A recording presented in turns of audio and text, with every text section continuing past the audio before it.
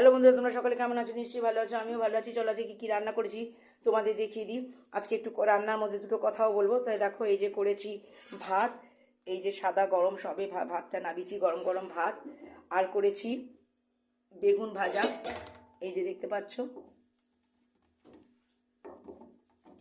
এই যে বেগুন ভাজা, সাথে আছে আলু পটলের তরকারি। এবার তোমরা হয়তো বলতে পারো আপনার তো সুগার, আপনি আলু কেন খান?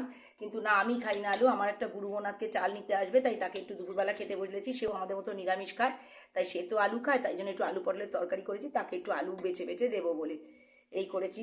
আর করেছি দেখো এখানে সোয়াবিন, সেটাতে একটু আলু দিয়েছি, এই যে সোয়াবিন। আচ্ছা, আর আছে সাথে এই যে সবজি, ডাল, কড়াইশুঁটি, টমেটো দিয়ে, গাজর দিয়ে করেছি। আর আছে এই যে লঙ্কা, এই টমেটো সেদ্ধ আর শসা আর লঙ্কা।